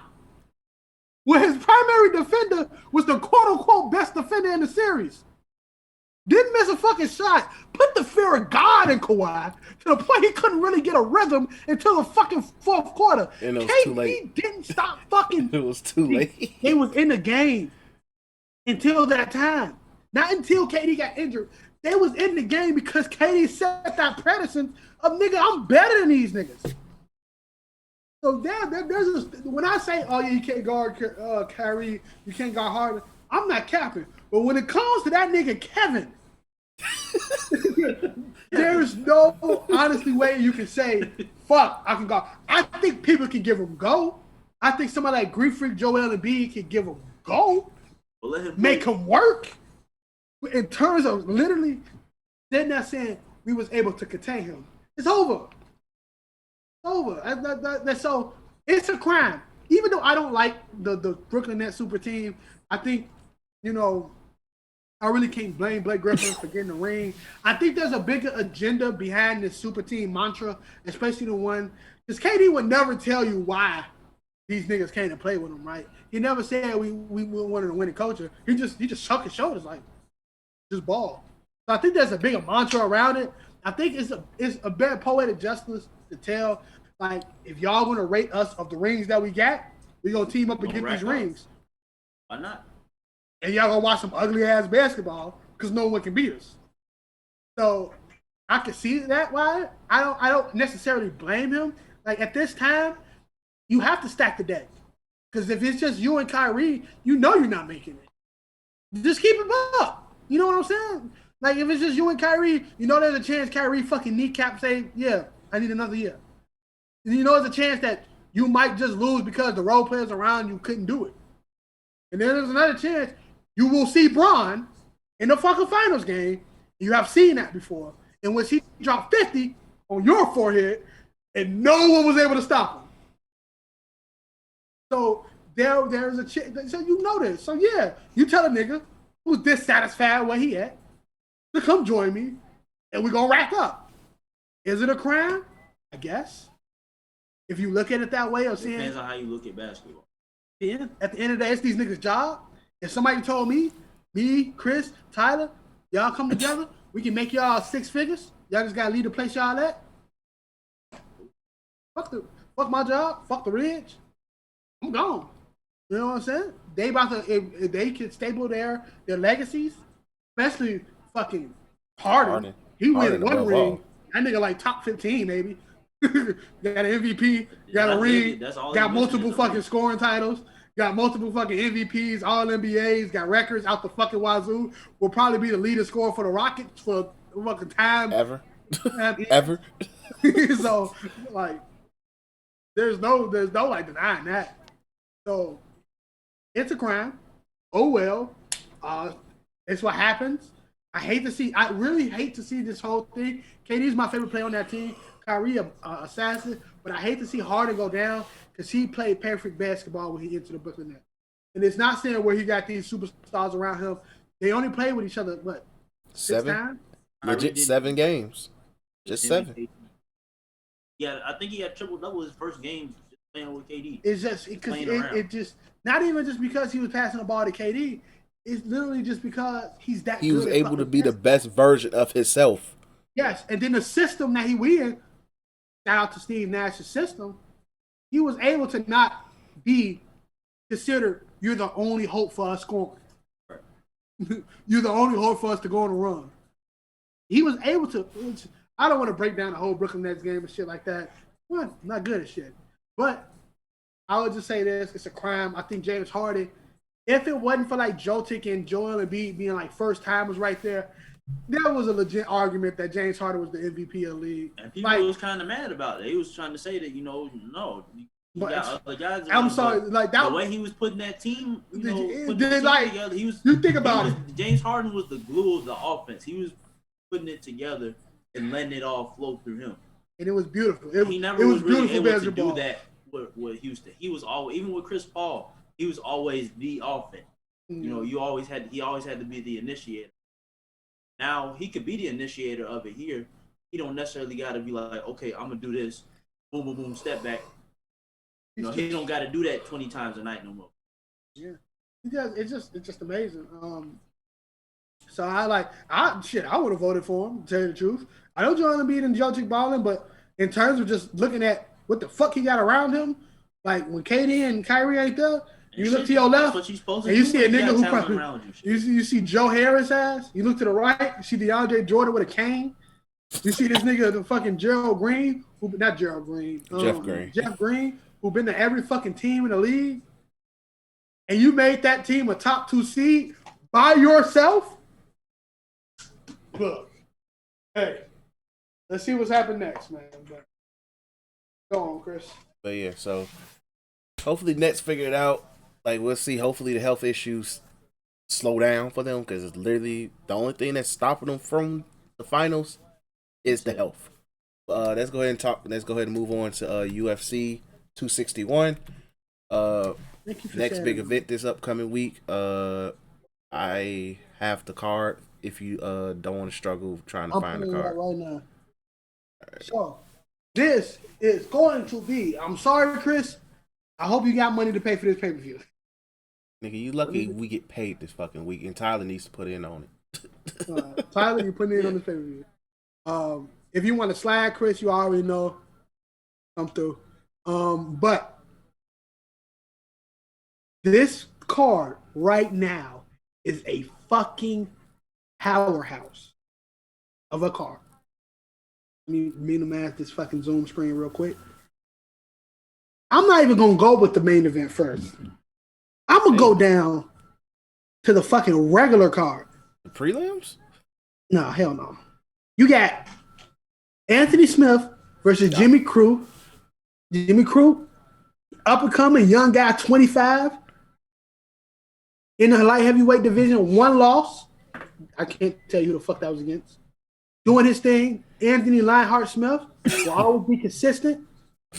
It's going to be a good fight. I got Jimmy Crute though. Anthony Smith, low key, ain't got no more. Then you got Uriah Hall versus Chris Weidman. Probably Chris Weidman last fight. Uriah Hall just coming off retiring Anderson Silva. He's on a really good streak right now. This is a funny fight because Chris Weidman was the start of Anderson Silva's downfall. And then you find the guy who retired to me. He might retire you. So I definitely got Uriah Hall. Chris Weidman walk out of this fucking live. Uriah Hall would never, he would just be a journeyman. Then you got Valentina Shevchenko, and I bodied that fucking name. Shout out to me. Valentina Shevchenko versus Jessica Andrade, 2 really good fighters in their division. Valentina really only lost to fucking Amanda Nunes, I think 2 times, and like a random other person, but really is one of the better women's fighters of all time. They're going to go at it. They got Valentina Shevchenko, but I will not be surprised with Jessica Andrade. And then you got the co-main event of Wally Zhang. I bodied that name too. Come on, y'all. Against Raul Namajunas. No, okay. I didn't body that one. But they are going to have a women's title fight. The co-main fucking good, bro. This fight got so much hype to be a fight of the night. Wally Zhang throw them hoes. The last fight that you seen with her, it was against fuck, how I go blank on her name? Wally Zhang versus Rosa. Look, her name really fucking long. It's another foreign motherfucker. But Wally Zhang absolutely bodies. You know, they when they had the fight of the year, 2 women, but she was able to. Joanna Jojecic, my bad. Joanna, it's fucking hard to say her last name, but Joanna Jojecic, have you said, went at it, and they had a crazy good fight. That's when you see Joanna with that hemoglobin on her fucking head. Oh yeah, that fight. I remember they went crazy. They went crazy in that fight. Yeah. So she goes against Rona Nunez, who was the first person to beat Joanna, but she ended up getting put on her head by fucking Jessica Andrade. So, yeah. But this is going to be a really good fight. My fight of the night. And then you got Street Jesus versus Kamaru Usman in the main event. Now, people like to talk and say that Jorge Masvidal, only reason he lost is because 6-week camp. Now Kamaru said, low key, what he really said, I want an easy payday. But he also said, I want no excuse for this nigga. Now he ain't got no excuses. Kamaru Usman will be fighting Jorge Masvidal. Really going to be a really good main event. I got Kamaru probably finishing Jorge, but Jorge is tough. So if we go to decision, we know who it is. There is a big chance of upset because Jorge is on a nice little run other than the Usman foot stomper. So it's going to be a very good event. A couple of other things just got, added in the UFC world. So we definitely getting Dustin Poirier versus Conor McGregor. Same thing with Oliveira versus Chandler. That's coming up soon. That's at UFC 262. So that'll be the next event. Yep. And that also card is also going to be co-main evented. Huh? Yeah, this is another good card because we got Leon Edwards and Nate Diaz. Then you got Shoza versus some other nigga. I don't know his last name. But it should be a really good card. That's coming up. UFC in the summer right now going nuts. It really is. And they're going to have fans in the stands. The fans is back too. Yeah. Yeah. you can only wish you'll be on some of these cards if you're a fighter. What's 263? I think 263 is Conor. Yeah, they don't even got 263 up. It's just they skipped to 264 unless it was a misprint. I think Amanda Nunes might fight that fight. Cause she gonna defend her title against some other nigga she ain't fight yet. So guess what? I'm not betting against her this time. Fuck that. But yeah, UFC it is so good to be a UFC fan right now, bro. And we still ain't got no word of John Jones is gonna fight Francis Ngannou. That nigga out there playing with guns and his dog. So he out there looking like an active fucking shooter. So yeah. All right, so let's go ahead and move on to wrestling. So major thing in wrestling this week was niggas getting cut. So you know what that means? Niggas going overreact. Well, it happened after we recorded last week. So. Oh yeah. So like literally, I think the day or the 2 days afterwards, niggas got cut. So you know what that means? Niggas get in their feelings. Niggas sit there and be like, "Oh my god, why they cut Peyton Royce? She was supposed to be so great. She just had to cut the greatest promo of women ever history and shit like that." But guess what? It happens. Deal with it. About to pull up the list right now. WWE cuts 2021. So Andrade already got cut beforehand, but it was like, saw that coming. Hold on, this is the wrong order. Hold on. Here we go. So last week, the following niggas got cut: Billy Kay, Mickey James, Chelsea Green, Marty Jannetty 2021, Kalisto, Wesley Blake, Samoa Joe, Bo Dallas, Peyton Royce, and Mojo Rawley were all cut. Biggest surprise is probably Samoa Joe and probably to me Billy Kay. I see more people. Like, we understand why Samoa Joe got cut. Injuries. That nigga brain was looking like silly putty. But Billy Kay was really coming into her own. I think that was a mistake to her. I'm not going to go as far as to say she's going to be a star in somebody else's promotion and take their women's division up by storm.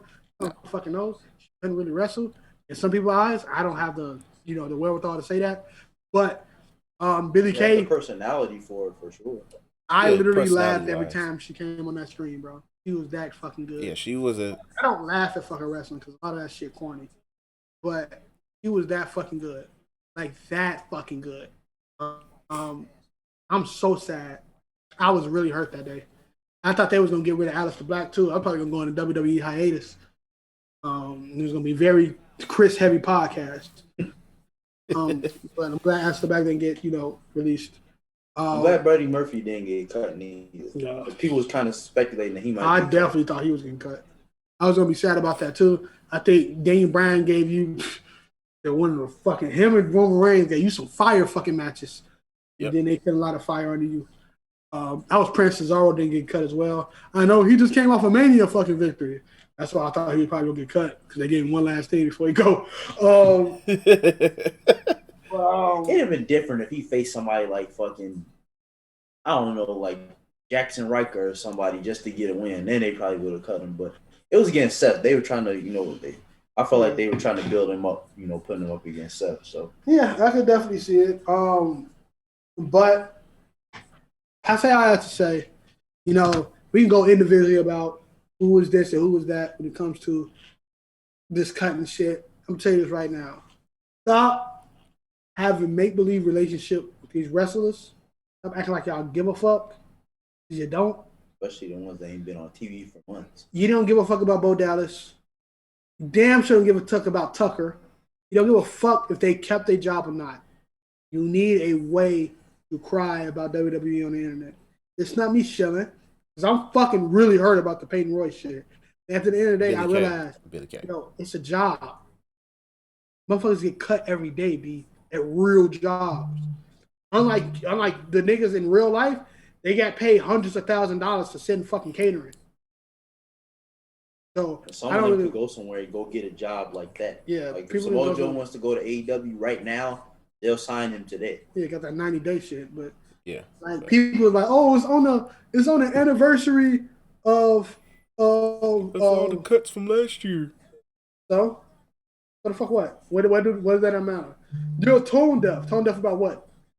Nigga, we know WWE after Mania does a spring cleaning. This is constant. Every year. Every year. Been like that. Been like that. It will be like this next year. But they just made record profits. They're gonna pay. When do y'all care? So this is another thing. Since when do y'all care about shit like that? Like record profits, that don't mean nothing. It's not. Yeah, thank you. You give it on the record profits, niggas. And they still cut people. You ain't bitching about Apple cutting John Jingleheimer Smith. No, they're not bitching about Apple cutting John Jingleheimer Smith. They're not bitching about anybody that get fucking released from anywhere. Because guess what? They don't understand or they just want to complain. My nigga, my job can fire me tomorrow because they ain't make no money. You know what I fucking do? Hate to say it. I've been saying this fucking saying too much. Pick myself up on the bootstraps, find another fucking job. And what I'm gonna do? Cry and tell my boss, come on, man, I thought we had a thing. Nigga, I'm an employee. They employed me. I am expendable. If I fucking have a heart attack and be on a fucking life machine, they would say, boo-hoo, nigga. Next man up. Probably send me some flowers. So this is a cutthroat fucking business. It's not only a real job, it's also entertainment.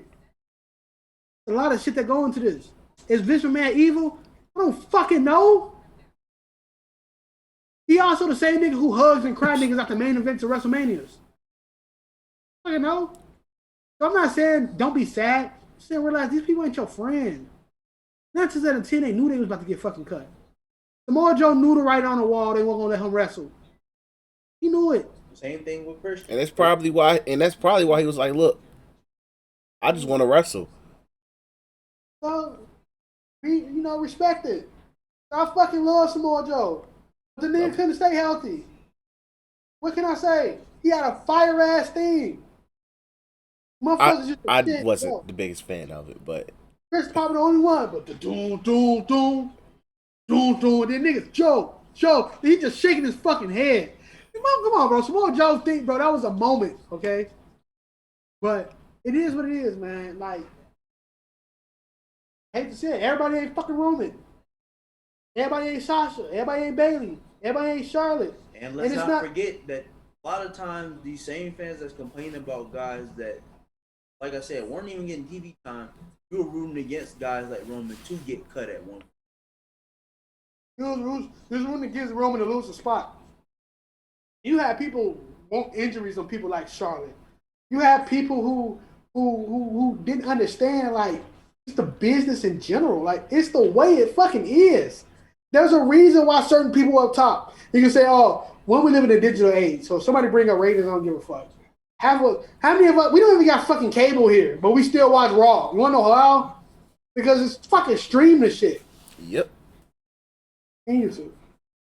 But like, you know, when it comes to fucking like this bullshit, like this type of shit, it happens, bro. It's the circle of fucking life. They didn't see that shit on Lion King for you to put that in the back of your brain and not understand it. It what moves us all. Damn, so it is what it is. These people got paid hundreds of thousands. Some They of them, good. I told Chris the other day, Bo Dallas is straight. That man started a real estate business. He probably wanted to be fucking released. Look, I'm traveling all the time for it. All right. You know what I'm saying? Shit, his brother got fucking bands now too. His brother don't even wrestle. Fucking, his brother fucking part time. He's an attraction at this point. He So, pops like, up to cut a promo, but he don't wrestle. So it is what it is. Just the people that you see is the wrestling is big. Is way bigger than doing flips and shit. You know, we thank God for people like Ricochet and Mustafa Ali didn't get cut. Ricochet shit looked like that shit was destined. But we thank God that shit ain't happening. Hell, Yeah. Jeff Hardy ain't had a match in what, a month? He could have got I think cut. he working with an injury too. Yeah, I think he's hurt. But Jeff Hardy's been dealing with injuries since If his they return. wanted to, they can like, you can't stay healthy, we gonna cut you. Yeah, Hardy get cut. As He gonna big be as with Jeff Hardy is, they you know, gonna If be they, Hardy with gets brother- cut, he's going straight to AEW. We know what the hell the writing on the wall is with that. So it is what it is. But hell, Angel Garza could have got cut. He just reappeared. yeah, Angel Garza reappears and disappears. So but yeah, it's just when it comes, it's just like Daytra said, it's business. Like got Oh yeah, fuck Tucker. Nobody want to hear your story. And now he all of a sudden he the biggest hater of Vince McMahon on planet Earth. I'm like, okay, man. like, bro, like G, you You let the let a nigga nigga. who ain't got a fucking neck outshine you, my dog. Like, G, you let the nigga who's walking in with tank tops on, my nigga. You let him get over you, G. Sorry, shit. The nigga has short arms. He's the definition of that CM Punk promo about The Rock. Arms too short to punch with God. Like, he's the definition of that. So it's like, come on, G. And I hate to be, but like niggas need to get over it, G. But what else happened this week in wrestling? Past week, Roman Cup, a promo pretty much saying you niggas ain't shit, and all of that, which I expected. What else happened on SmackDown? Cesaro pretty much said, "Hey, nigga, I want a challenge." We thought we was gonna get the match, but it led to just Roman Reigns felt disrespected, laughing at that nigga. I respect it. So I think we're getting teased for Cesaro versus Reigns at Backlash. We'll see where that goes. Bianca Belair had her big celebration. Montez Ford is a blessed black man. That's all I'm gonna continue to say. Sasha Banks popped up. She's angry. Bailey wants to get in the title scene, so that's getting really interesting.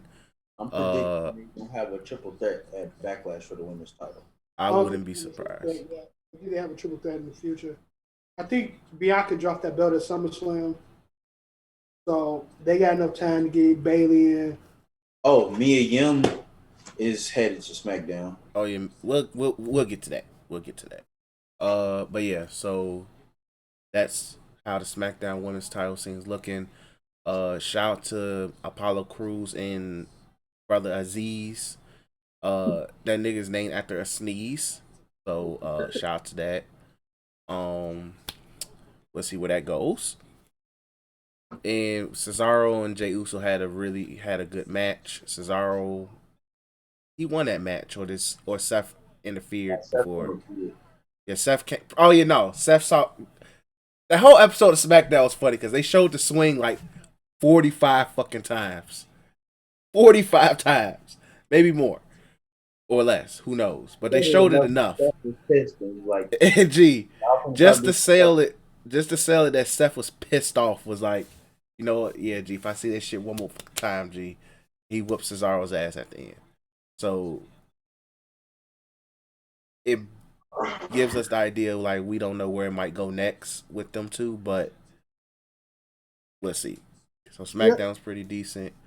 Raw this past week. Yeah. Skip. Raw is some really bad television right now, bro. Yeah. Raw is just I don't know. Because I usually just catch Raw by the highlights just because it's bad, bro. That title picture is horrible. I do not know why they just won't give Dijakovic and Dio Madden their real fucking names instead of calling them fucking Mace and T-Bar. Well, they got unmasked, so we'll see. But at this point, they ass storylines. I don't even think we saw Famous almost in the whole fucking show. I don't even remember. AJ and him have been on TV since Mania. Well, the Viking Raiders are back, which is great. Yeah, they came back. Yeah. Charlotte came back and said, "That's probably the best thing smoking right now." Is the women's yeah, Charlotte is literally the best thing on Raw right now. What Charlotte got going on is the best thing because she don't give a fuck, and like calling herself the opportunities. She's literally female Triple H right now. She is literally female Triple H, and that's probably the best role for her to play. I'm cool with it, but yeah, it's the best thing going. We'll see where things go with her and Rhea Ripley. Because I think like that's gonna be the program for the next You Dig.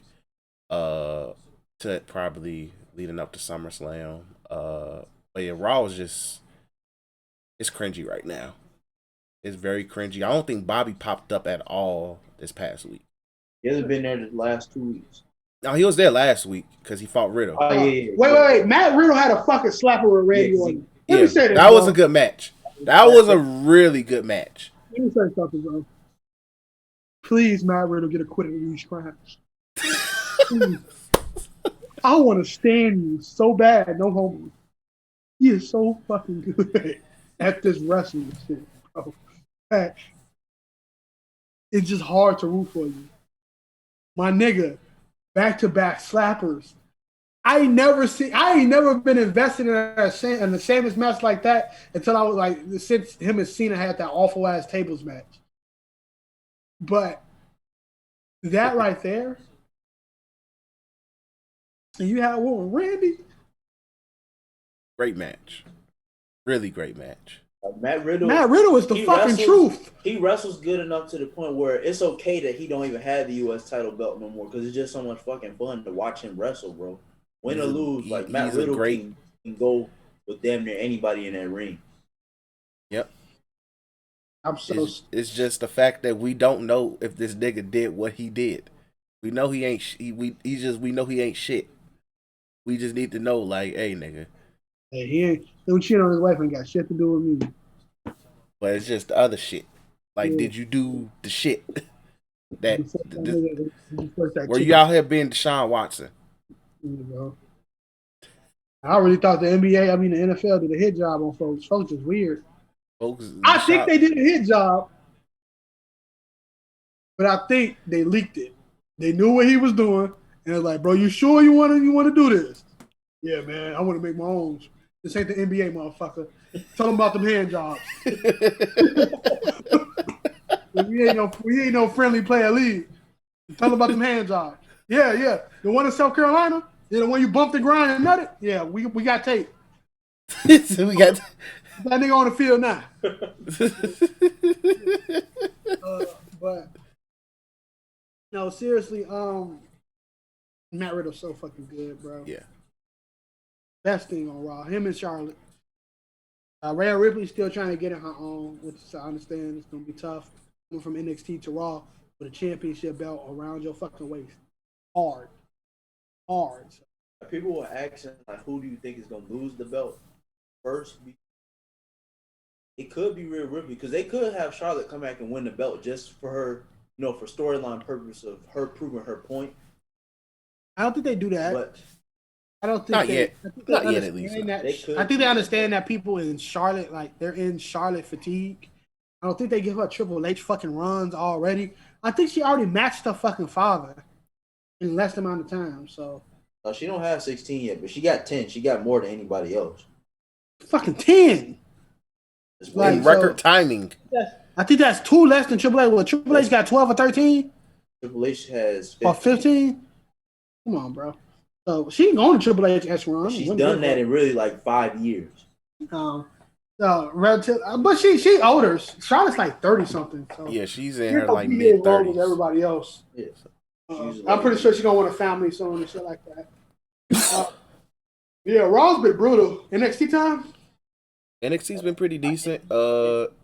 Past, just my main issue is Raquel Gonzalez should not be a face, but I understand that you're throwing Mercedes Martinez at her, so she kind of has to play the baby face. The teasing of Dakota Kai pretty much betraying her or Raquel getting tired of it is interesting. Really freaking interesting. So, I don't know if I mentioned it last week, but Karrion Kross cut a decent promo. Nobody still pulled up on the nigga yet, so. Kyle O'Reilly. Oh yeah, Kyle O'Reilly. Yeah, Kyle O'Reilly came back this week. He fought Cameron Grimes. We'll see where that goes. I heard something about Cameron Grimes is supposed to go into some type of promo feud with Ted DiBiase. I don't know yes, that's going to be actually interesting to see. So like, hey, and plus I like the $1 Million Man, and plus I like Cameron Grimes. So that's interesting. Also, what the Indy Hartwell and Dexter Lumis storyline is getting funnier by the week. Just the simple fact that Indy Hartwell and Candice LeRae going backstage, they're like, we're going to pull up on them and we're going to demand a title shot. Indy Hartwell sees Dexter Lumis just in the cut, and she just sitting there, stares at the nigga. Candice LeRae still talking. Walks up to Shotzi and Ember Moon talking shit. They're like, yo, what is Indy at? She like, oh shit. They drag her into the locker room and beat her ass. G. Like, gee, I wasn't expecting that because they the faces. But I like the blurred line shit. Reason why they got Raquel as a face technically right now, because technically your two biggest women faces on NXT, not named Io Shirai, is Shotzi and Ember. That's cool. Oh shit. But regardless, saying Shotzi and Ember Moon jump Candice LeRae in the locker room was hilarious as hell. I'm guessing they could continue Bronson Reed versus Gargano. I'm like, fuck it. Like, I think I told Tyler this outside the pod. I just don't see it with Bronson Reed. Bronson Reed reminds me of a former Adidas employee that me and Datra was cool with, Jesse. Yeah. Short, round, fat nigga. Jesse, if you listen to this, respect my nigga. Brodus Clay, he's literally miniature, fun size Brodus Clay. Brodus Clay was at least like 6'5". But fuck Brodus Clay because he's MAGA. Mama. What'd you say? But fuck Brodus because he's MAGA. So from Florida, what you expect? Connected dots. But yeah, so like I just don't see what Bronson Reed's other niggas you can fuck with, but it is what it is. But yeah, Kyle O'Reilly came back, did his thing. That new Japanese chick that debuted, Sarai. She can go, but then again, Japanese.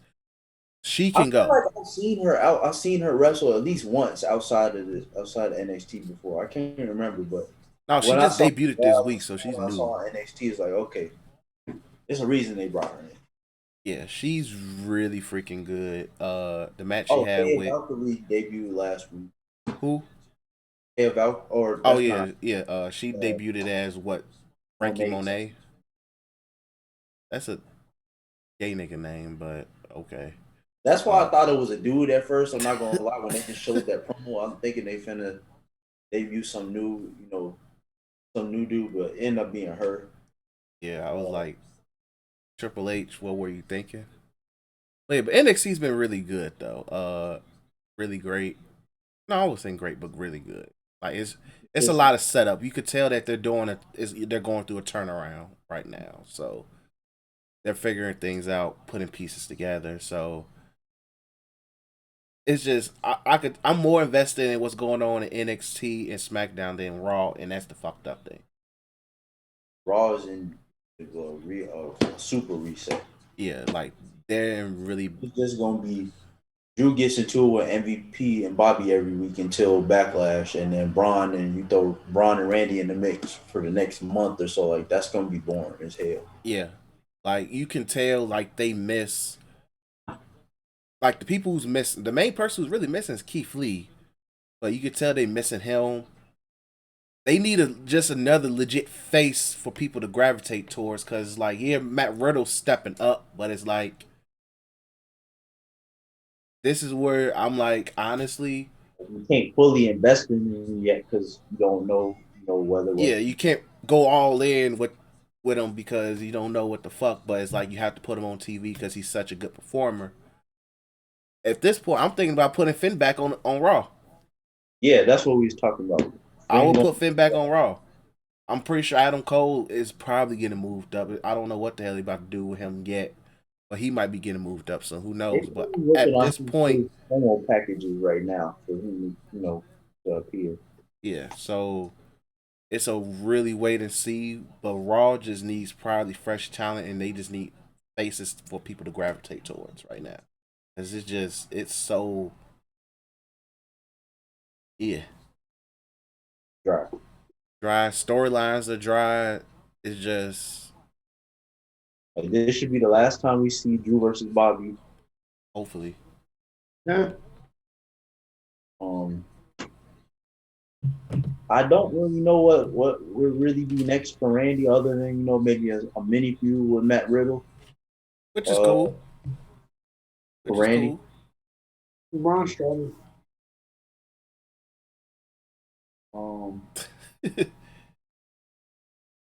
The mid card needs a bit of reset. Like I know they just put the US belt on Sheamus, but he don't need to hold that belt. He don't have nobody to fight. That's the problem. But this is where you bring in Ricochet again. This is where you get Ricochet. You try to rebuild up Ricochet. You can do that, of course. Yeah. And then you gotta find something. Then you gotta rebuild Mustafa Ali. Yeah.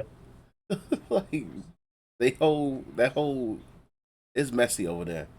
Yeah, that's why I don't know if we haven't really heard anything about them doing, the draft or the shakeup or anything anytime soon. Well, they already showing signs if you moving Mia Yim and the other nigga to SmackDown, so it's something. But yeah, Raw's in such bad shape right now. But anything else? Like by the time Money in the Bank or something rolls around. Let's hope so. Let's hope so. But let's get ready. Anything else we need to hit? You said what, Tyler? I said because they weren't bad around this time last year. Oh, he was able to just have Drew beat niggas up. It was good. Really good TV. But anything else we need to hit, or we get ready to close out? I think we good. Datro's falling asleep on camera. So with that being, that's just that's an example of how boring Raw is. But anyway, let's get ready to close out. Thank you, Nick, for listening as always. Follow us on Twitter at 3s from the Ring, 3S from the Ring. Greatly appreciate that, you guys. All the support, love, and all that. Copy your merch off utweekingmedia.net. Free shipping, UTM ships, $10 off, UTM Vibes 10. Watching us on YouTube, you get to see the codes right there. Listening to us on SoundCloud, Apple, Google, all that stuff. Then listen very well, please, and just rewind. But we appreciate you guys for listening. Make sure you share, subscribe, all that good stuff. And peace. Yeah.